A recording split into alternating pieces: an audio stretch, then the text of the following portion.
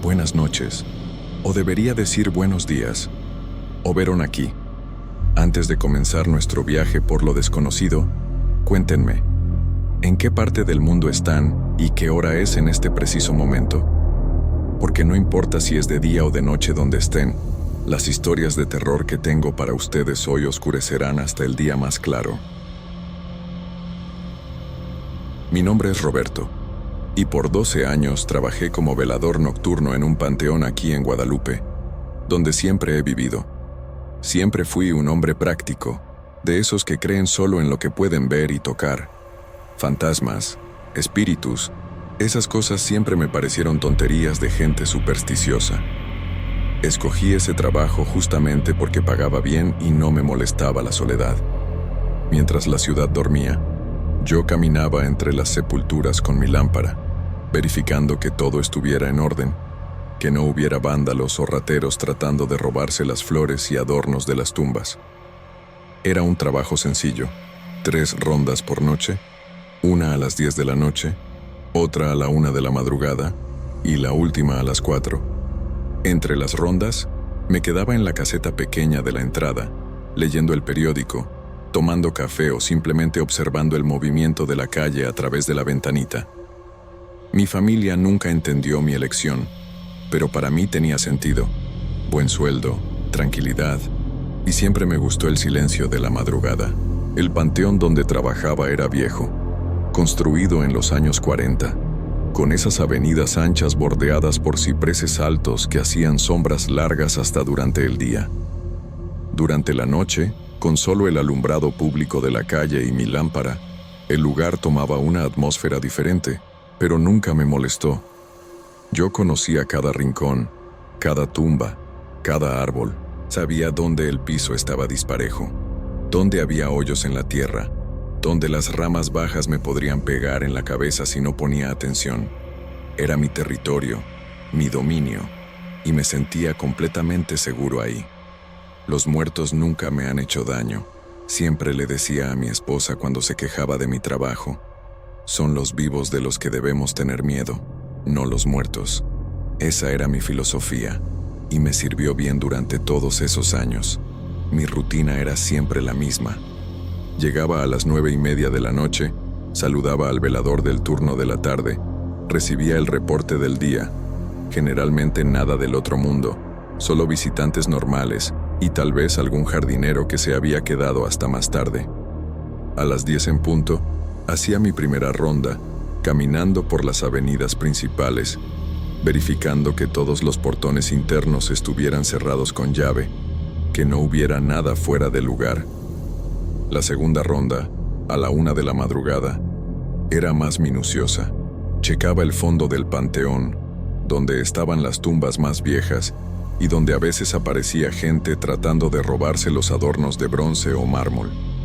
La última ronda, a las 4, era rápida, solo para asegurarme de que todo estuviera bien antes del amanecer. En los intervalos, me quedaba en la caseta, siempre con el radio prendido en una estación de música norteña o noticias, para hacerme compañía. El silencio total nunca me molestó, pero un poco de sonido de fondo hacía las horas más agradables. Todo cambió una noche de diciembre del año pasado. Era una de esas noches frías típicas del invierno en Nuevo León, con ese viento cortante que parece atravesar cualquier chamarra. Estaba en la caseta, tomando un café caliente que había traído de casa en un termo, cuando oí un ruido raro que venía de la dirección del portón principal. No era un ruido fuerte, pero diferente a los sonidos normales de la noche. No era el viento moviendo los árboles, ni gatos peleando, ni carros pasando en la calle. Era como si alguien estuviera tocando el portón, tratando de abrirlo o forzarlo. Agarré mi lámpara y salí de la caseta, caminando despacio hacia el portón. El ruido había parado, pero sentía que algo estaba mal. Cuando me acerqué más, prendí la lámpara y barrí el área con el haz de luz. Fue entonces que lo vi, una silueta alta, parada del lado de afuera del portón, completamente inmóvil. Mi corazón se aceleró y grité: «Oiga, ¿quién anda ahí?». La figura se movió rápidamente, desapareciendo en la oscuridad en cuestión de segundos. Corrí hasta el portón, pero cuando llegué ahí, no había nadie. Me quedé parado ahí por unos minutos, tratando de entender qué había pasado. Podía haber sido cualquier cosa, un borracho perdido, alguien tratando de robar, hasta un animal grande. Ya había visto perros callejeros que, en la oscuridad y de lejos, podían parecer personas. Pero algo de esa silueta me molestó. La forma como estaba parada, completamente inmóvil, como si me estuviera observando. Y la velocidad con que desapareció cuando grité. Regresé a la caseta, pero no me pude concentrar en el periódico que estaba leyendo. Me quedé viendo por la ventana, esperando ver si la figura regresaba, pero el resto de la noche pasó sin incidentes. En la mañana siguiente, cuando llegó el velador del día, le conté lo que había pasado. Se rió y dijo que probablemente era algún malandro tratando de ver si había algo que robar. «Hiciste bien gritando», dijo. «Esos cuates son cobardes, se van a la primera amenaza». Traté de aceptar esa explicación, pero algo dentro de mí no estaba convencido. En las noches siguientes, me quedé más atento durante las rondas. Ponía atención a cada sonido, cada sombra, cada movimiento. El panteón, que antes me parecía familiar y acogedor, empezó a parecerme diferente. Las sombras de los árboles parecían más densas, los ruidos nocturnos más pronunciados. Empecé a notar cosas que antes pasaban desapercibidas. El rechinar de las ramas viejas moviéndose con el viento, el ruido de los animalitos corriendo entre las sepulturas, el eco de mis propios pasos en las avenidas de piedra. Durante el día, cuando estaba en casa, me sentía normal, racional. Pero cuando llegaba la noche y tenía que regresar al trabajo, una sensación rara se apoderaba de mí. No era miedo exactamente, sino una especie de inquietud, como si estuviera esperando que algo pasara. Mi esposa empezó a notar que estaba más tenso, más irritado. «Estás trabajando demasiado», me decía. «Necesitas tomarte unas vacaciones». Pero yo sabía que no eran vacaciones lo que necesitaba. Una semana después del primer incidente, pasó otra vez. Estaba haciendo la ronda de la 1 de la madrugada cuando oí pasos atrás de mí. Pasos lentos, deliberados, como si alguien me estuviera siguiendo. Me paré y me volteé prendiendo la lámpara, pero no había nadie. El sonido también paró. Seguí caminando, y después de unos metros, oí los pasos otra vez. Esta vez, me volteé rápidamente sin avisar, tratando de agarrar a quien fuera que me estuviera siguiendo. Otra vez, nada. Solo las filas de tumbas iluminadas por el haz de mi lámpara y el silencio de la noche. Pero podía jurar que había oído pasos. No eran ecos de mis propios pasos. Yo conocía bien ese sonido después de tantos años. Eran pasos diferentes, más pesados, más lentos. Terminé la ronda rápidamente y regresé a la caseta, pero no me pude calmar. Me quedé el resto de la noche viendo por la ventana, esperando ver algo, cualquier cosa que explicara lo que estaba pasando. Empecé a cuestionar mi propia cordura. ¿Será que el trabajo nocturno, después de tantos años, finalmente me estaba cobrando la factura? Había leído sobre personas que trabajaban en turnos nocturnos desarrollando problemas psicológicos debido a la falta de sueño adecuado y al aislamiento. Pero yo siempre dormí bien durante el día, siempre me sentí descansado. O por lo menos eso creía. Empecé a poner atención a mis hábitos de sueño y me di cuenta de que, en las últimas semanas, me estaba despertando varias veces durante el día, sin motivo aparente. Mi sueño estaba más ligero, menos reparador. Durante el trabajo, me sentía más cansado, más irritado, menos concentrado. Tal vez era eso.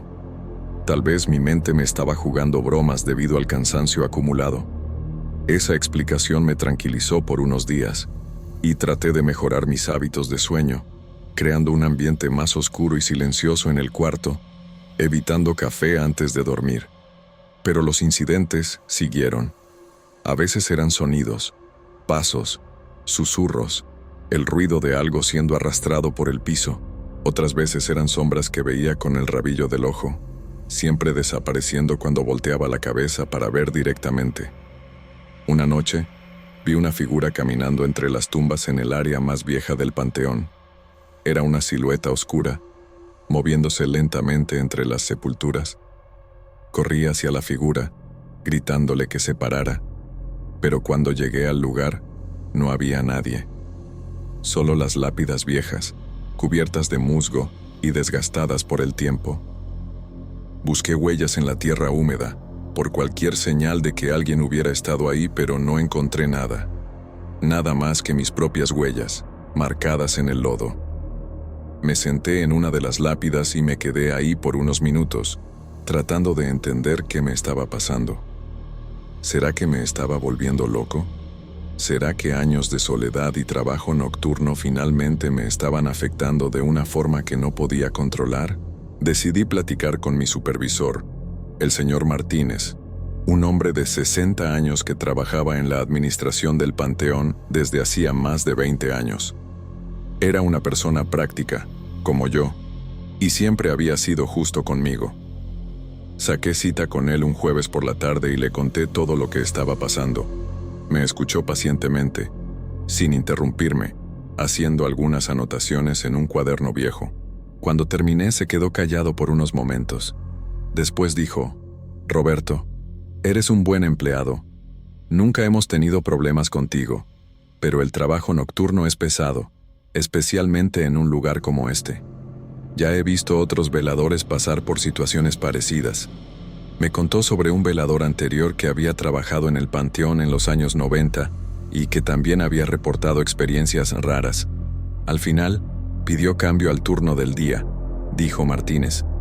A veces, nuestra mente crea cosas cuando estamos bajo mucho estrés. Me sugirió que me tomara unos días de descanso, que descansara, y después volviéramos a platicar. Me tomé una semana de descanso, pero eso solo empeoró las cosas.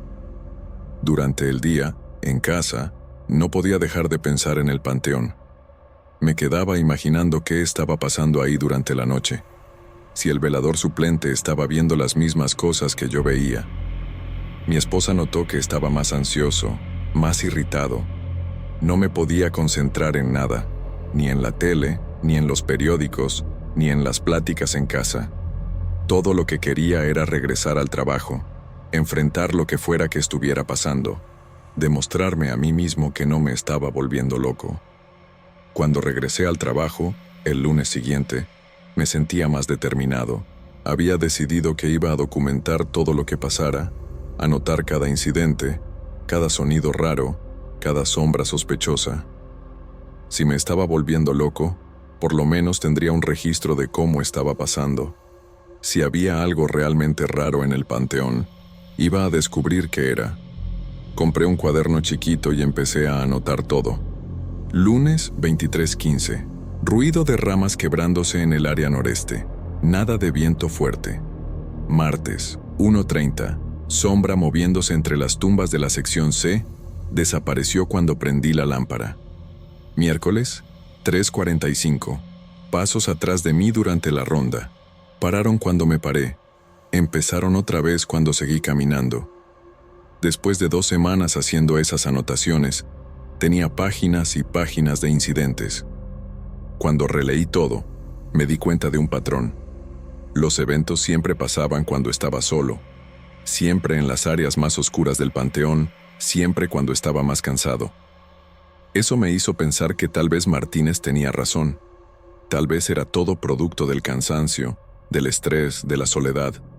Pero aún sabiendo eso racionalmente, no podía dejar de sentir miedo cuando estaba en el panteón.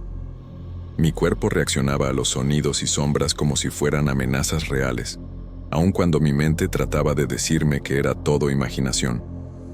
Las cosas empeoraron cuando empecé a tener problemas para dormir durante el día. Me quedaba acostado en la cama, con los ojos cerrados, pero mi mente no podía descansar. Me quedaba repasando los eventos de la noche anterior, tratando de encontrar explicaciones lógicas para cada sonido, cada sombra.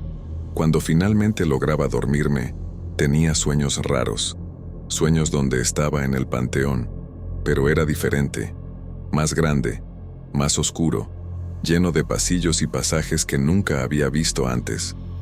En los sueños, siempre me estaba siguiendo alguien o algo que nunca lograba ver claramente. Despertaba cansado, más cansado de cuando me había acostado. Mi esposa empezó a preocuparse en serio. «Necesitas ir con un doctor», me decía. Esto no es normal, pero yo me resistía. Admitir que necesitaba ayuda médica sería admitir que realmente tenía problemas mentales, y todavía no estaba listo para eso. Una noche, a finales de enero, todo llegó al límite. Estaba haciendo la ronda de las 4 de la madrugada cuando vi la figura otra vez. Esta vez, estaba parada justo en el medio de la avenida principal, claramente visible bajo la luz de uno de los postes. Era una silueta alta, usando lo que parecía ser un abrigo largo y oscuro. Estaba de espaldas a mí, completamente inmóvil. Mi corazón empezó a latir tan fuerte que podía oír el sonido en mi cabeza. Prendí la lámpara y dirigí el haz de luz hacia la figura. No se movió. Empecé a caminar hacia ella, despacio, tratando de controlar mi respiración. «Oiga», grité, «no puede estar aquí». La figura empezó a voltearse lentamente hacia mi dirección. Me paré de caminar, paralizado por el miedo. Cuando se volteó completamente, no pude ver la cara, solo una oscuridad donde debería estar la cabeza. Parpadeé, moví la cabeza, tratando de enfocar mejor. Cuando volví a ver, la figura había desaparecido, completamente, como si nunca hubiera estado ahí. Corrí al lugar donde estaba la figura, buscando cualquier señal de que alguien hubiera estado ahí. Nada. El piso estaba seco, sin huellas. No había lugar donde alguien se pudiera esconder tan rápidamente. Me quedé ahí parado, en el medio de la avenida, con la lámpara temblando en mi mano. Fue en ese momento que me di cuenta de que estaba llorando. Lágrimas de frustración, de miedo, de confusión. Ya no entendía qué me estaba pasando. ¿Será que realmente estaba viendo cosas que no existían? ¿Será que mi mente finalmente había cedido a la presión de años de trabajo nocturno en un panteón?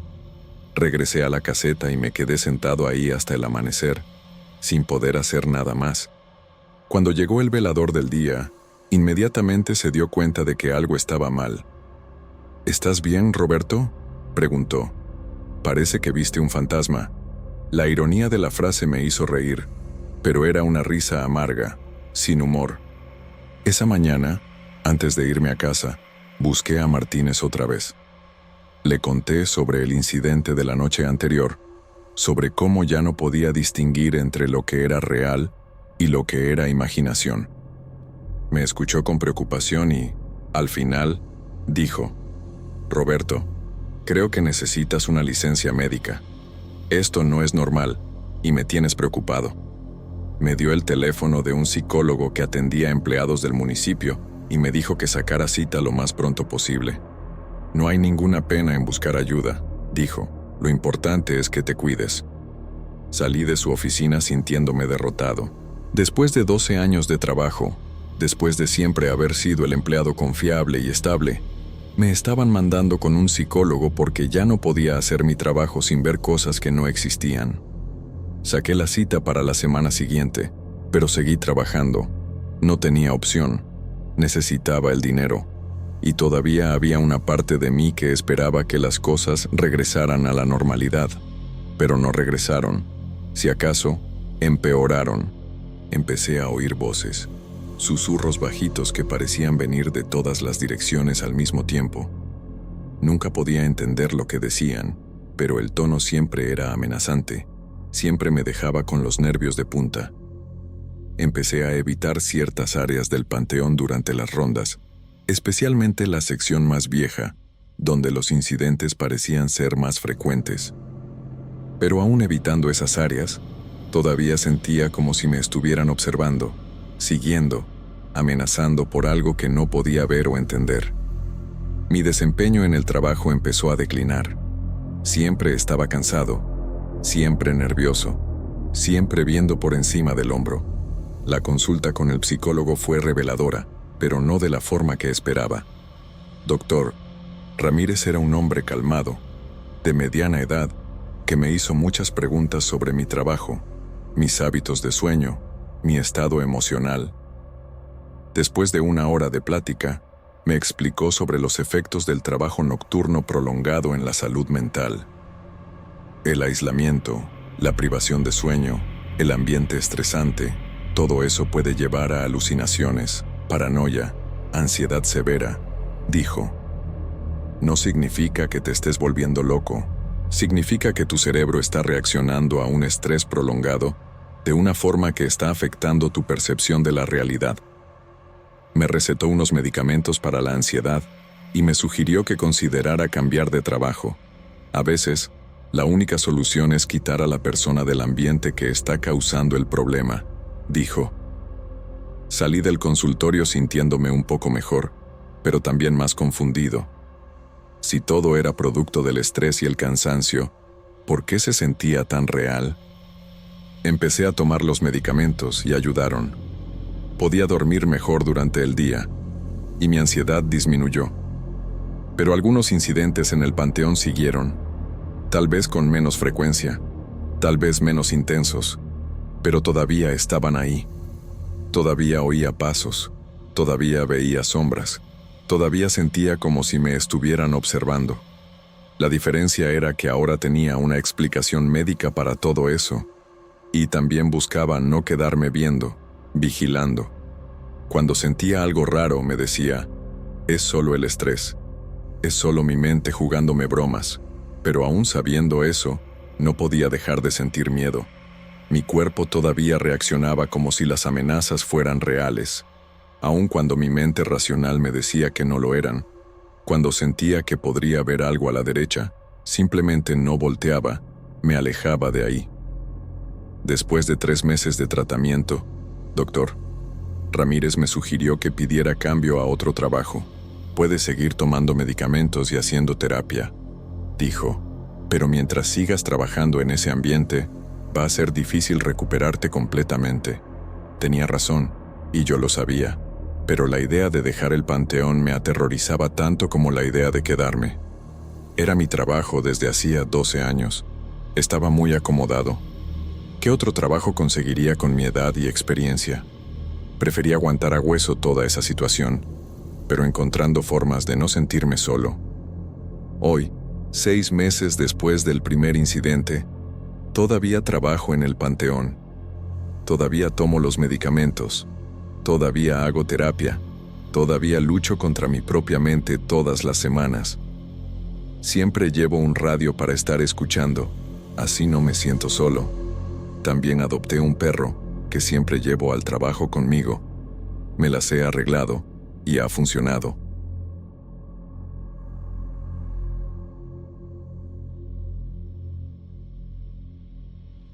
Mi nombre es Laura. Tengo 28 años y vivo en Guadalupe, aquí en Nuevo León. Hasta hace unos 2 años, era una persona completamente normal. Trabajaba como contadora, iba al gimnasio 3 veces por semana, salía con las amigas los fines de semana. Era de esas personas que nunca se enfermaban, ¿sabes? Ni gripe me daba bien. Mi mamá siempre decía que tenía una salud de hierro, pero todo cambió después de que terminé una relación muy tóxica con mi exnovio, y hasta hoy no puedo explicar lo que realmente me pasó. Acababa de salir de una relación de 3 años que me destruyó por dentro. Mi ex era de esos tipos que controlan todo: a dónde vas, con quién hablas, qué ropa usas. Me aisló de mis amigas, de mi familia, y cuando finalmente tuve valor para terminar, estaba completamente agotada emocionalmente. Pero pensé que lo peor había pasado, que ahora iba a poder recuperarme y volver a ser yo misma. Hasta estaba emocionada con la idea de reconstruir mi vida. Qué ingenua era al pensar que iba a hacer solo eso. Fue un martes de marzo de 2022, unos 2 meses después de la ruptura, que todo empezó. Me acuerdo perfectamente porque era el día que tenía una presentación importante en el trabajo. Una de las primeras veces que me sentí segura otra vez. Desperté sintiéndome rara, como si hubiera corrido un maratón durante el sueño. Mis piernas estaban pesadas, mis brazos me dolían sin ningún motivo, y tenía una sensación horrible de que alguien me había exprimido como una esponja durante la noche. Pensé que era solo el estrés acumulado de todo lo que había pasado. Entonces me di un baño helado y me fui a trabajar de todos modos. Pero durante toda la mañana, me sentía como si estuviera caminando debajo del agua. Lo que más me asustó ese primer día fue que no me podía concentrar en nada. Era como si mi cerebro estuviera envuelto en una niebla espesa. Veía los números en la pantalla de la computadora y parecían bailar frente a mí. Mis compañeros preguntaban si estaba bien porque debía tener una cara pésima, pero no sabía qué responder. ¿Cómo le explicas a alguien que te sientes como si tu energía vital estuviera siendo chupada por una aspiradora invisible? Al principio pensé que podía ser depresión post-ruptura, pero esto era diferente. Era una fatiga que nunca había sentido en la vida, algo que parecía venir de adentro de los huesos. Cancelé la presentación y me fui a casa más temprano. Pero la noche fue una pesadilla literal. No pude dormir bien porque sentía como si algo me estuviera presionando, aplastándome por dentro. Era una sensación física real, no era psicológico. Mis músculos latían como si hubiera hecho ejercicio pesado por horas, pero había pasado todo el día sentada. Y había algo raro en el aire de mi cuarto, parecía más denso, más pesado. Varias veces durante la madrugada desperté con la sensación de que alguien me estaba observando, pero cuando prendía la luz, no había nada. Solo ese frío raro que parecía venir de la nada. Por un momento pensé que podía ser mi ex persiguiéndome, pero estaba en otra ciudad. A la mañana siguiente, estaba peor, mucho peor. Era como si durante la noche algo hubiera literalmente drenado toda mi energía. Apenas pude salir de la cama, y cuando finalmente me levanté, mis piernas temblaban como si fuera una viejita de 90 años. Hablé al trabajo diciendo que estaba enferma y saqué cita con mi médico de familia. Me conocía desde niña. Entonces, cuando me vio en ese estado, se preocupó al instante. Preguntó sobre la ruptura de la relación, si no estaba deprimida, pero le expliqué que esto era diferente. Me hizo un montón de preguntas, me examinó de pies a cabeza y pidió una batería de análisis de sangre. Dijo que podía ser anemia, deficiencia de vitaminas o tal vez alguna infección. Los análisis tardaron una semana en estar listos y durante esos 7 días fui decayendo como una planta sin agua.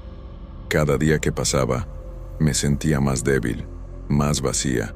Era como si algo me estuviera consumiendo por dentro, chupando cada gota de vitalidad que tenía. Mi mamá se desesperó y vino a quedarse conmigo unos días. Decía que me estaba poniendo pálida, que mis ojos estaban hundidos, que parecía que había envejecido 10 años en una semana. Y lo peor es que yo también lo sentía. Cuando me veía en el espejo, veía a una persona que no reconocía, flaca, abatida, con una expresión de cansancio que parecía venir del alma. Mucho peor que cuando estaba con mi ex. Cuando llegaron los resultados de los análisis, mi médico se quedó confundido. Todo estaba normal. Hemograma completo, función hepática, función renal, tiroides, vitaminas, absolutamente todo dentro de los parámetros normales. Me vio con esa cara de doctor que no sabe qué decir y sugirió que buscara a un especialista. Me canalizó con una hematóloga, pensando que podía ser algo en la sangre que los análisis básicos no detectaron. También sugirió que buscara a un psicólogo, pensando que podían ser secuelas de la relación abusiva. Pero yo sabía, en el fondo de mi corazón, que no iban a encontrar nada, porque lo que me estaba pasando no era depresión ni enfermedad común. Era algo mucho más siniestro. Y lo más aterrador es que nadie podía ver lo que yo estaba viendo, sentir lo que yo estaba sintiendo. Para todos, yo estaba solo, un poco cansada, o todavía recuperándome de la relación tóxica. Fue durante esa época que las cosas empezaron a ponerse realmente raras. Además de la fatiga extrema, empecé a sentir presencias. No sé cómo explicarlo bien, pero era como si alguien siempre me estuviera observando, siguiéndome. Cuando estaba sola en casa, principalmente en la noche, Sentía corrientes de aire helado que no tenían ningún sentido. Mi departamento es chico, conocía cada rincón, cada corriente de aire normal, pero esto era diferente. Era un frío que parecía venir de adentro de las paredes, que me daba escalofríos hasta los huesos, y siempre venía acompañado de esa sensación horrible de estar siendo drenada, como si algo invisible estuviera literalmente chupando mi energía vital. Las pesadillas empezaron en la tercera semana. Siempre era lo mismo. Estaba acostada en mi cama, consciente pero incapaz de moverme, y sentía algo presionándome, aplastándome. Era como si una fuerza invisible estuviera literalmente chupando mi alma fuera del cuerpo. Trataba de gritar, de forcejear, pero no podía. Y lo peor es que cuando despertaba, me sentía aún más agotada de cuando me había ido a dormir. Era como si las pesadillas fueran reales, como si realmente algo me estuviera atacando durante el sueño. Mi mamá decía que eran solo pesadillas por el estrés, pero yo sabía que era algo más.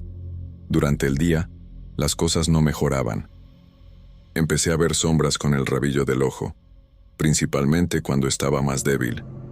Siempre eran figuras altas, oscuras, que desaparecían cuando volteaba la cabeza para ver directamente. Al principio pensé que era mi vista cansada, pero pasaba con mucha frecuencia, y siempre que veía esas sombras, sentía una presión horrible en el pecho, como si algo me estuviera literalmente aplastando por dentro. Mi corazón se aceleraba, mis manos se ponían heladas, y sentía como si me estuviera observando algo que me quería hacer daño. Era aterrador.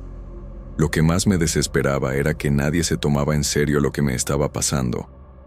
Mis amigos pensaban que estaba inventando excusas para no salir de casa.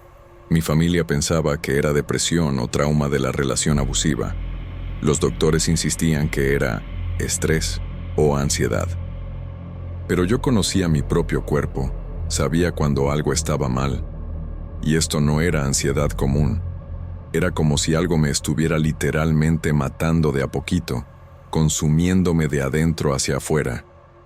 Cada día despertaba más débil, más vacía, como si una parte de mí hubiera sido arrancada durante la noche.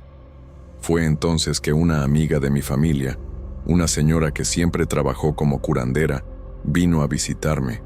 Había notado que estaba muy flaca, muy pálida, y preguntó si estaba bien. Cuando le conté sobre los síntomas, sobre la fatiga inexplicable, sobre las sombras y las pesadillas, se puso muy seria. Me dijo que ya había visto casos parecidos antes, que a veces cuando pasamos por traumas muy fuertes, como relaciones abusivas, nos quedamos abiertos para energías negativas. Dijo que podía estar siendo atacada por algo que ella llamó mal de ojo o trabajo hecho. Al principio me reí de ella. Siempre fui una persona racional, estudiada. Nunca creí en esas cosas de brujería o espiritismo. Pero insistió, dijo que conocía otros casos similares y que me podía ayudar. Dijo que los síntomas que estaba describiendo eran clásicos de limpia espiritual, que alguien podía haber hecho algún trabajo contra mí, o que podía haber atraído alguna entidad negativa por estar emocionalmente vulnerable después de la ruptura. En ese momento, estaba tan desesperada que empecé a considerar la posibilidad. Después de todo, la medicina no me estaba pudiendo ayudar. La idea fue creciendo en mi cabeza durante los días siguientes. Empecé a pensar, ¿y si realmente fuera eso? ¿Y si mi ex, que siempre fue muy rencoroso, hubiera hecho algo contra mí? ¿O y si realmente hubiera atraído algo malo por estar tan frágil? Mientras más pensaba en eso, más sentido tenía. La fatiga extrema, las sombras, las pesadillas, esa sensación constante de estar siendo drenada, todo coincidía con lo que ella había descrito. Y lo más aterrador es que, una vez que esa idea entró en mi cabeza, las cosas empezaron a empeorar muy rápidamente. Empecé a hacer investigaciones en internet sobre ataques espirituales y los vampiros energéticos. Encontré cientos de testimonios de personas que pasaron por cosas similares a lo que yo estaba viviendo. Historias de fatiga inexplicable, de sensación de estar siendo observado, de pesadillas donde algo chupaba tu energía. Mientras más leía, más convencida me quedaba de que era exactamente eso lo que me estaba pasando. Pasé noches enteras leyendo sobre protección espiritual, sobre cómo librarse de entidades negativas, sobre síntomas de ataques psíquicos. Era como si finalmente hubiera encontrado la explicación para mi sufrimiento. La curandera de la familia me enseñó algunos rituales de protección. Me dijo que me diera baños con sal gruesa y hierbas, que quemara incienso de ruda en el departamento, que usara un collar de protección que ella misma hizo. También me dio unas oraciones específicas para recitar todas las noches antes de dormir, y me enseñó a hacer una limpia energética en mi cuarto. Seguí todo al pie de la letra, desesperada por cualquier cosa que me pudiera ayudar. Gasté una fortuna en velas, inciensos, cristales, amuletos, cualquier cosa que prometiera protegerme de esa cosa que me estaba consumiendo. Pero nada funcionaba. De hecho, las cosas solo empeoraban. Cada ritual que hacía, cada protección que ponía, parecía irritar aún más a esa entidad. Los ataques nocturnos se pusieron más intensos. Despertaba con marcas moradas en el cuerpo, como si alguien me hubiera apretado con fuerza durante el sueño. Mi garganta siempre estaba adolorida, como si algo hubiera tratado de estrangularme. Y la fatiga. Dios mío, la fatiga era insoportable. Era como si cada célula de mi cuerpo estuviera siendo chupada, drenada hasta no quedar nada. Fue cuando empecé a sospechar que mi exnovio estaba detrás de todo esto. Siempre fue una persona muy controladora, muy posesiva, y cuando terminé con él, se puso furioso. Me amenazó varias veces. Dijo que me iba a hacer pagar por haberlos humillado. En ese momento no lo tomé en serio. Pensé que eran solo palabras de coraje, pero ahora, viendo todo lo que me estaba pasando, empecé a pensar que podía haber buscado a alguien para hacerme un trabajo. Después de todo, conocía gente involucrada con esas cosas. Siempre se jactaba de tener contactos en todos lados. La situación llegó al punto en que ya no podía dormir bien. Todas las noches era lo mismo. Me acostaba en la cama, cerraba los ojos, e inmediatamente sentía esa presencia horrible en el cuarto. Era como si algo estuviera literalmente alimentándose de mi energía vital mientras trataba de descansar. Despertaba más cansada de cuando me había ido a dormir, con la sensación de que me habían golpeado durante la noche, y las marcas en mi cuerpo. Dios mío, las marcas. Moretones que aparecían de la nada, rasguños que no recordaba haberme hecho. Una sensación constante de que mi piel estaba siendo tocada por manos invisibles y heladas. Fue cuando una conocida de mi mamá me recomendó un curandero que vivía en una ciudad vecina. Un señor que tenía fama de resolver casos muy difíciles. Ya estaba sin esperanzas, pero decidí intentar una vez más. Cuando llegué a su casa, un lugar sencillo pero lleno de imágenes religiosas y hierbas colgadas, me vio de una manera que me dio escalofríos. Antes de que yo dijera cualquier cosa, me dijo: «Mija, tienes una sombra muy pesada pegada a ti. Es algo muy viejo y muy malintencionado». La forma como lo dijo, con tanta certeza, me hizo darme cuenta de que finalmente había encontrado a alguien que realmente veía lo que me estaba pasando. Me hizo sentar en una silla en el medio de la sala y empezó a rezar en voz baja, pasando las manos alrededor de mi cuerpo sin tocarme. De repente, se paró y me vio a los ojos con una expresión muy seria. «Esta entidad no vino sola. Alguien te la mandó y está usando algo como ancla para mantenerse pegada. ¿Estás cargando algún objeto que haya pertenecido a alguien con quien peleaste? ¿Con quien te separaste mal?». Mi corazón se aceleró porque inmediatamente pensé en mi ex, pero no podía recordar nada específico que él me hubiera dado y que todavía tuviera. Insistió en que pensara bien, que buscara en la memoria cualquier cosa, ropa, joya, objeto personal, que hubiera venido de esa persona. Fue entonces que me acordé de la cartera. Era una cartera de piel café que mi ex me había regalado en mi cumpleaños, unos 6 meses antes de que termináramos. La cargaba conmigo todos los días, siempre en la bolsa, y sinceramente, ya ni me acordaba de que había sido regalo de él. Cuando le conté al curandero, me pidió que le enseñara la cartera ahí mismo. Dijo que necesitaba examinar el objeto para estar seguro, pero que probablemente era eso lo que estaba sirviendo de portal para la entidad. Saqué la cartera de mi bolsa con las manos temblando. El curandero la agarró y empezó a examinar cada detalle con atención.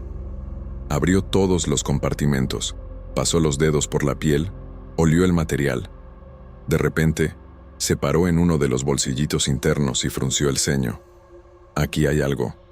Metió los dedos en el bolsillo y sacó un paquetito minúsculo, del tamaño de una moneda, envuelto en una tela oscura y amarrado con un hilo rojo.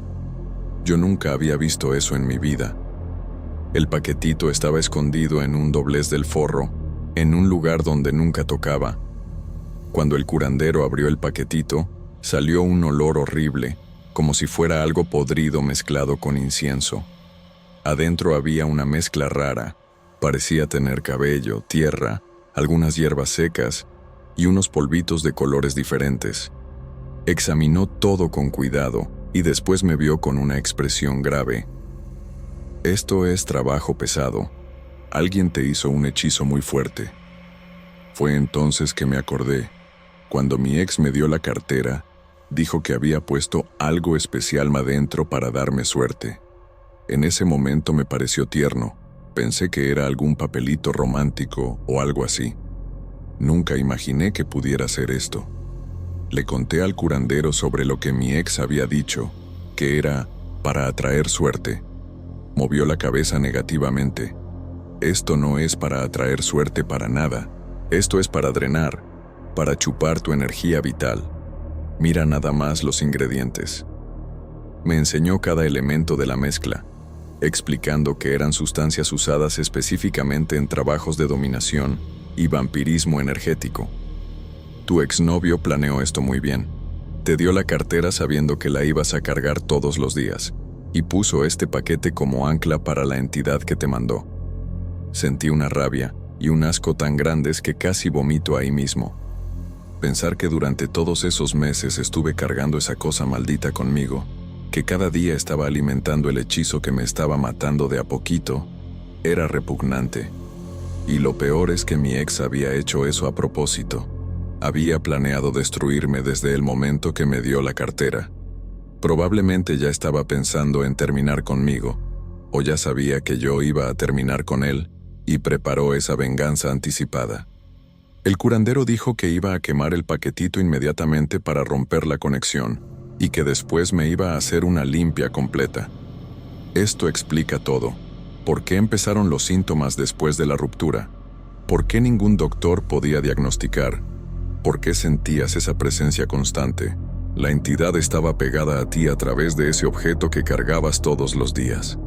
Prendió una vela negra, puso el paquetito en un plato de barro y empezó a quemar todo mientras rezaba en voz alta. Mientras la mezcla se quemaba, sentía como si algo me estuvieran arrancando del pecho, como si una garra invisible finalmente estuviera soltando mi alma. Tan pronto como el paquetito terminó de quemarse, sentí un cambio inmediato en mi cuerpo. Era como si un peso gigantesco me hubieran quitado de los hombros, como si pudiera respirar bien por primera vez en meses. El curandero me hizo una limpia completa, me pasó hierbas, rezó mucho, y dijo que en los próximos días me iba a sentir completamente diferente. Y tenía razón. Esa misma noche, dormí profundamente por primera vez en meses, sin pesadillas, sin sensación de estar siendo observada, sin ese frío raro en el cuarto. Desperté al día siguiente sintiéndome como si hubiera resucitado. En los días que siguieron, mi recuperación fue impresionante. La fatiga extrema desapareció completamente, los dolores musculares se fueron, y esa sensación horrible de estar siendo drenada nunca más regresó.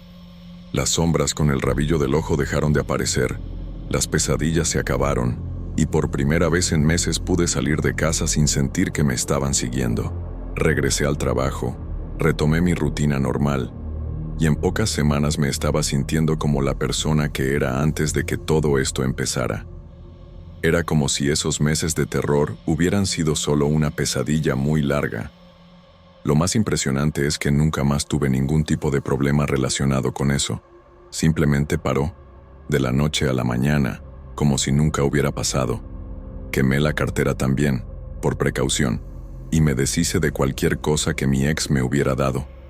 Cambié mi número de teléfono, lo bloqueé en todas las redes sociales, y nunca más supe de él. A veces me pregunto si se dio cuenta de que el hechizo se rompió, si sintió cuando la entidad que me mandó fue destruida. Pero sinceramente, no quiero saber. Solo quiero que se mantenga lejos de mi vida para siempre. Hoy, 2 años después, todavía me dan escalofríos cuando me acuerdo de todo lo que pasé. Fue la experiencia más aterradora de mi vida, y hasta hoy no puedo explicar completamente lo que pasó. Sé que mucha gente va a leer esto y va a pensar que me volví loca, que fue todo psicológico, que me inventé esta historia. Pero yo sé lo que viví, sé lo que sentí, y sé que aquello era real. Lo que más me inquieta es pensar en cuántas personas pueden estar pasando por algo parecido sin saber la verdadera causa. Si estás leyendo esto y te identificaste con algo de lo que conté, busca ayuda espiritual. A veces, lo que los doctores no pueden explicar tiene un origen mucho más siniestro de lo que imaginamos.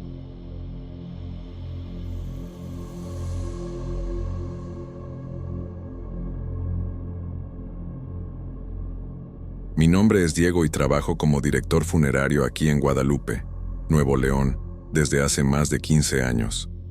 Sé que lo que voy a contar va a sonar completamente loco, pero necesito desahogarme con alguien porque ya no aguanto cargar esto solo. Durante todos estos años, siempre fui una persona muy práctica, muy racional. La muerte para mí era solo trabajo, un negocio como cualquier otro.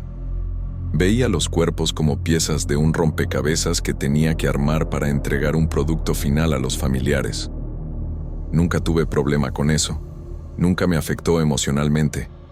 De hecho, hasta me daba risa cómo la gente se desesperaba, cómo lloraba y hacía drama por algo tan natural como morir. Con el tiempo, me fui volviendo cada vez más cínico. 15 años viendo gente muerta todos los días, lidiando con familias en duelo, preparando cuerpos para velorio. Eso endurece a cualquier persona. Empecé a ver a los muertos como simple mercancía y a los familiares como clientes que tenía que manipular para vender los servicios más caros. Desarrollé una habilidad impresionante para explotar el dolor ajeno. Sabía exactamente qué decir para hacer que una viuda gastara el doble en un ataúd, más digno, para el marido, o para convencer a padres enlutados de contratar servicios extras en homenaje al hijo muerto. Era un juego para mí, y era muy bueno en eso. Mis empleados siempre me encontraron medio raro, pero nunca les importó mucho porque pagaba bien y el trabajo fluía. Sabían que hacía bromas sobre los muertos cuando no había nadie de la familia cerca, que trataba los cuerpos como objetos, que imitaba las expresiones de dolor de los familiares por detrás de ellos.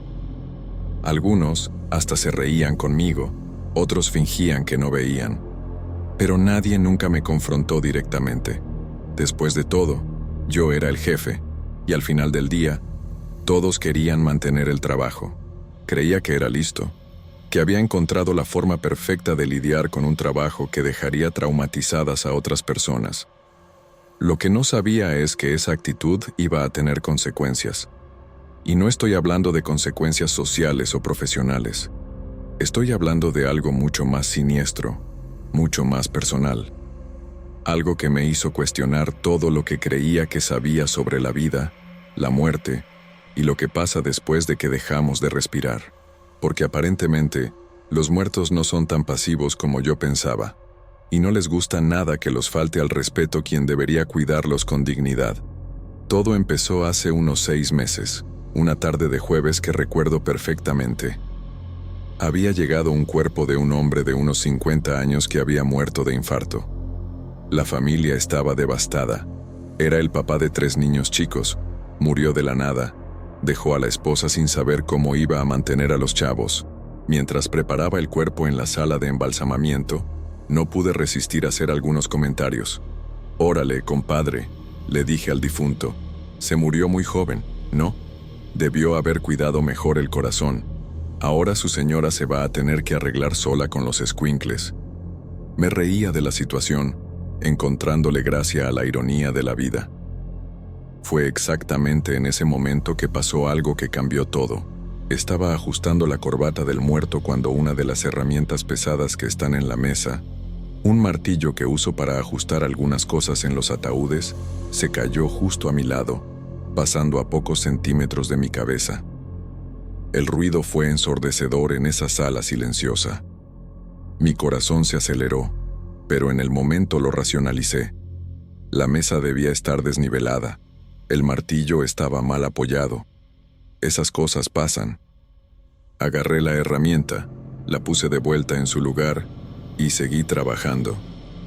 Pero una semillita de duda se plantó en mi cabeza. En los días siguientes, empecé a notar cosas raras, cosas pequeñas, casi imperceptibles. Plumas que dejaba en un lugar y encontraba en otro. Llaves que desaparecían de la mesa y aparecían en el piso del otro lado de la sala. Guantes desechables que estaba seguro de haber tirado a la basura, pero que aparecían de vuelta en la mesa. Al principio, culpaba a mis empleados. Pensaba que era algún tipo de broma, que me estaban tratando de hacer una travesura por mis chistes con los muertos. Pero esto pasaba aún cuando estaba solo en la funeraria, principalmente durante los fines de semana cuando me quedaba preparando cuerpos sin nadie cerca. Lo que más me molestaba era una sensación rara que empecé a tener cuando estaba trabajando. Era como si alguien me estuviera observando, juzgándome. A veces cuando hacía algún comentario sarcástico sobre un muerto, sentía como si algo me tocara en la espalda o en el brazo.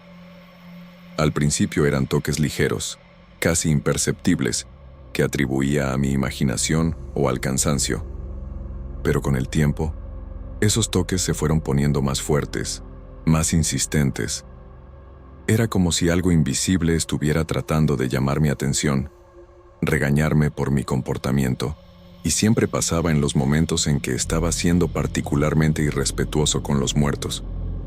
La primera vez que oí los susurros fue una madrugada de sábado.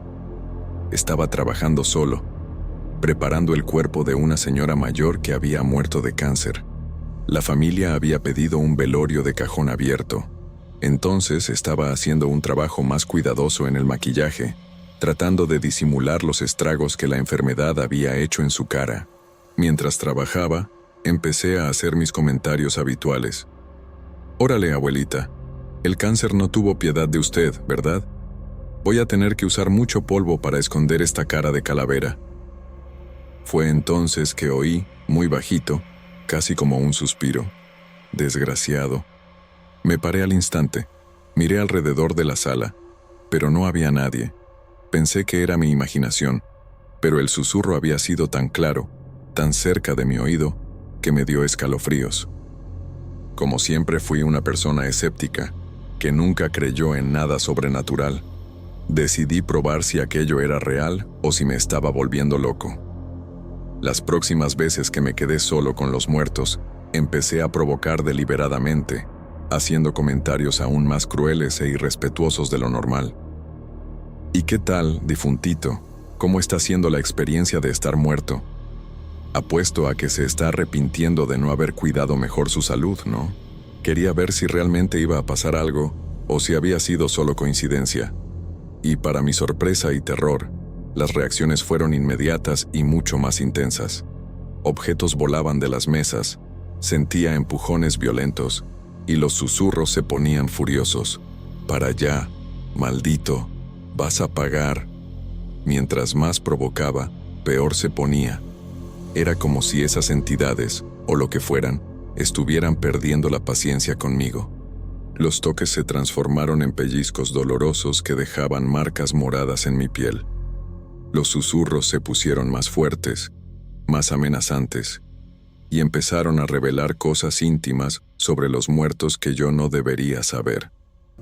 Una vez, mientras me burlaba de un joven que había muerto de sobredosis, Oí una voz furiosa susurrar detalles sobre cómo había tratado de dejar las drogas varias veces, cómo lloraba solo en su cuarto pidiendo ayuda. Cuando confirmé discretamente con la familia después, todo era verdad. Fue ahí que me di cuenta de que algo muy raro estaba realmente pasando. No era mi imaginación, no era coincidencia, no era estrés del trabajo. Había algo sobrenatural sucediendo en mi funeraria, y aparentemente estaba directamente relacionado con mi falta de respeto hacia los muertos. Cada provocación mía generaba una reacción más violenta. Cada broma cruel resultaba en agresiones físicas más intensas. Era como si los propios muertos se estuvieran vengando de mí, castigándome por años de cinismo y falta de respeto. Y lo más aterrador es que parecían estar volviéndose más organizados, más inteligentes en sus represalias. Mi comportamiento cambió completamente. Yo, que siempre fui controlado y racional, empecé a ponerme paranoico y nervioso. Ya no podía trabajar en paz porque sabía que cualquier comentario irrespetuoso iba a resultar en represalia inmediata.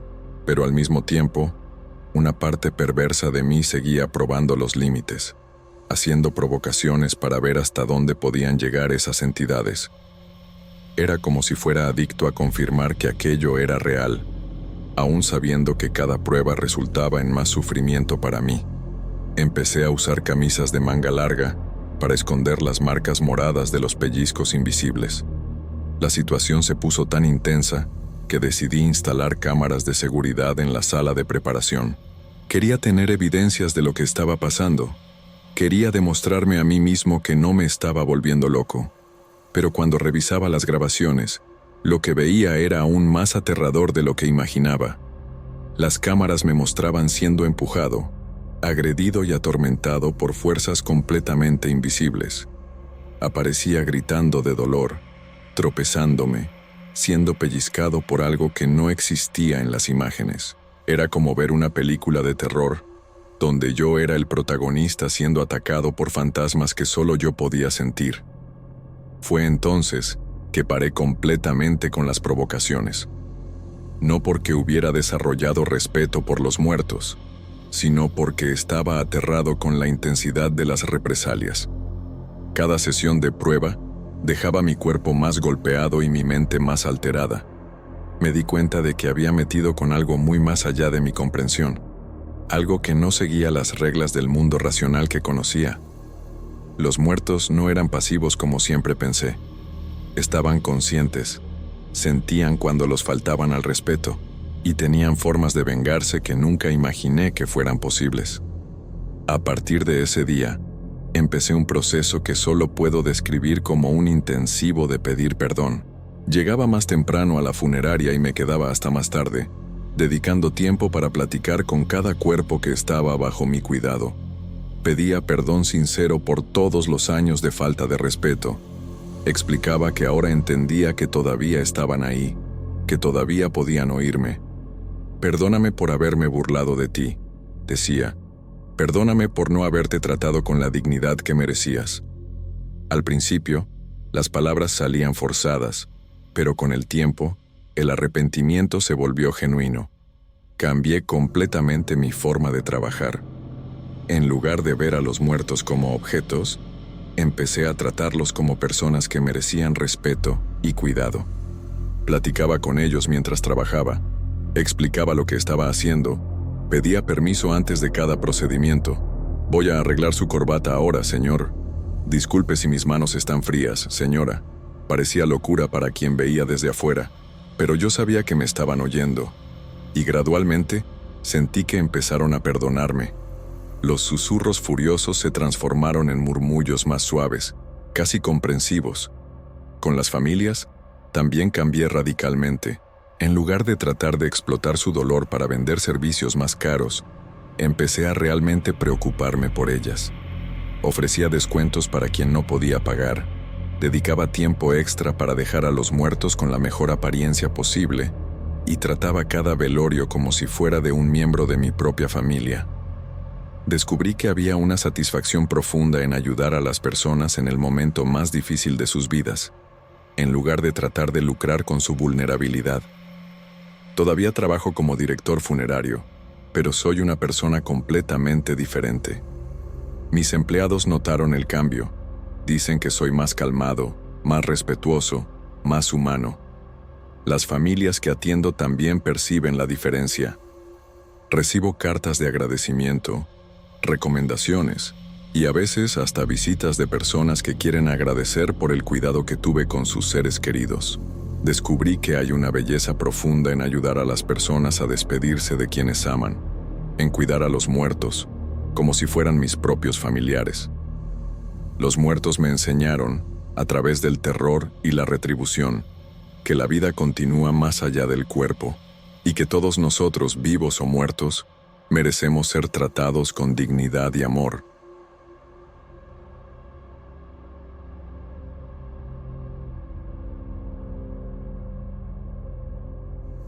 Tenía unos 8 años cuando eso pasó, y hasta hoy, a los 32, todavía me despierto a veces en la madrugada pensando en aquello. Era un viernes por la noche, y estaba en casa de mi abuela en Guadalupe, en Nuevo León. Mi mamá siempre me dejaba ahí los fines de semana porque trabajaba los sábados, y a mí me encantaba quedarme con la abue. Su calle estaba llena de chavos, y siempre nos inventábamos algún juego después de la cena. Esa noche, la banda decidió jugar a las escondidas, y como siempre, yo quería encontrar el mejor escondite de todos. Estaba el Juan, la Mariana, el Pedrito y unos 3 o 4 morros más de la calle. Al Juan le tocó contar hasta 100, y cuando empezó, todos salimos corriendo a escondernos. Corrí por la calle principal, pero todos los lugares obvios ya estaban ocupados. Atrás del teléfono público, atrás de los coches, en el portón de Doña María, todo ya tenía gente. Me empecé a poner nervioso porque el Juan ya iba en los 50 y tantos, y yo todavía no había encontrado ningún lugar. Fue cuando vi una callecita angosta en la que nunca me había fijado bien antes. Estaba medio oscura, con solo un poste de luz ahí en el medio, y las casas se veían más viejas que las de la calle de mi abuela. Pensé que podía haber algún lugar bueno por ahí, entonces fui corriendo. Estaba sudando un poco, no solo por la corrida, sino porque no conocía bien esa parte. Las casas estaban todas pegaditas unas con otras, y la mayoría tenía las ventanas cerradas. Se oía la tele prendida en algunas, pero la calle estaba vacía de gente. Al final de la calle, casi escondida entre 2 casas normales, había una casa que era diferente a las otras. Era más chica, y aún en la oscuridad se notaba que algo estaba mal con ella. Las paredes estaban más oscuras, como si las hubieran pintado de negro. Pero cuando me acerqué más, me di cuenta de que no era pintura. Era hollín. La casa se había quemado. No tenía vidrios en las ventanas, solo unos hoyos oscuros, y la puerta del frente estaba medio abierta, colgando de una sola bisagra. Mi primer instinto fue salir corriendo de ahí, pero entonces oí al Juan gritando, «¡Ya salí!», desde lejos. Ya había terminado de contar y estaba buscando a todos. Miré la casa quemada y pensé que nadie nunca me iba a encontrar ahí adentro. Era el escondite perfecto, aunque estuviera medio raro. Empujé la puerta despacio, e hizo un ruido horrible, como si se estuviera quejando. El olor que salió de adentro de la casa fue lo primero que me pegó. Era un olor a quemado muy fuerte, como si el incendio hubiera pasado ayer, pero se notaba que la casa estaba abandonada desde hace mucho tiempo. Había hierba creciendo en las grietas del piso y telarañas por todos lados. Me metí de todos modos, porque ya estaba oyendo los pasos del Juan acercándose a la calle. Adentro de la casa, el olor era todavía peor. No era solo olor a madera quemada, había algo más, dulce y empalagoso mezclado. Me quedé parado ahí cerca de la puerta, tratando de acostumbrarme a la oscuridad y a ese olor asqueroso. Mis ojos se fueron acostumbrando de a poquito, y pude ver que la casa tenía solo un cuarto grande, con los restos de algunos muebles tirados por el piso. Decidí esconderme atrás de un refrigerador viejo que estaba volteado de lado en la esquina. Caminé despacio, tratando de no hacer ruido, pero el piso estaba lleno de escombros y era imposible no pisar algo. Cada paso que daba hacía un ruido que parecía hacer eco por toda la casa. Cuando llegué cerca del refrigerador, me agaché atrás de él y me quedé quietecito, esperando. Desde ahí se veía la puerta del frente. Entonces, si alguien entraba, lo iba a ver primero. El silencio adentro de la casa era medio raro, ¿sabes? Era diferente al silencio normal. Me empecé a arrepentir de haberme metido ahí, pero no podía salir ahora porque seguramente el Juan me iba a ver. Me quedé ahí en cuclillas, tratando de respirar por la boca para no sentir tanto el olor, y esperando que el juego se acabara pronto. Fue cuando oí un ruido que venía de algún lugar de la casa. No era ruido de ratón o de viento, era diferente. Sonaba como si alguien estuviera arrastrando algo por el piso. Dejé de respirar por unos segundos, poniendo atención. El ruido paró, y después empezó otra vez, más cerca esta vez. Pensé que podía ser algún teporocho que estaba durmiendo ahí, y me dio miedo que me descubriera. Pero había algo en la manera que se movía el ruido que no parecía normal. Era muy lento, muy deliberado. Me pegué más a la parte de atrás del refrigerador, tratando de hacerme todavía más chiquito. El ruido paró otra vez, y esta vez se quedó todo callado por tanto tiempo que empecé a pensar que me lo había imaginado todo. Ya casi me estaba relajando cuando oí una respiración. Era una respiración pesada, como si alguien tuviera dificultad para respirar. La respiración venía de algún lugar a mi izquierda, del lado opuesto a la puerta. Volteé la cabeza despacio, tratando de ver algo, pero estaba demasiado oscuro. Mis ojos ya se habían acostumbrado a la oscuridad, pero en esa parte de la casa parecía todavía más oscuro. La respiración siguió, y ahora estaba seguro de que no me lo estaba imaginando. Había alguien ahí conmigo.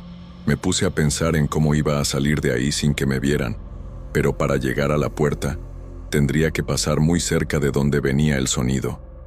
Me quedé ahí parado, sin saber qué hacer. La respiración se puso más fuerte, y junto con ella, empecé a oír otro sonido, como si alguien estuviera susurrando algo muy bajito. No podía entender las palabras, pero el tono era triste. Era como si alguien estuviera llorando y hablando al mismo tiempo. Entonces lo vi. En la esquina más oscura de la casa, donde antes no había podido ver nada, empezó a aparecer una forma. Al principio pensé que mis ojos me estaban jugando una broma, pero la forma se fue haciendo más clara. Era una persona, o por lo menos parecía serlo. Estaba sentada en el piso, recargada en la pared, y parecía estar meciéndose para adelante y para atrás. La respiración y el susurro venían de ahí. Mi primer pensamiento fue que era realmente algún teporocho, y hasta me dio lástima la persona. Pero cuando mis ojos se acostumbraron mejor, empecé a darme cuenta de que había algo muy malo. La persona era demasiado chiquita, del tamaño de un niño, pero los movimientos estaban raros, muy lentos y mecánicos, y el olor a quemado se puso más fuerte, como si viniera directamente de esa dirección. La figura dejó de mecerse y se quedó completamente quieta. El susurro también paró, y solo quedó esa respiración pesada.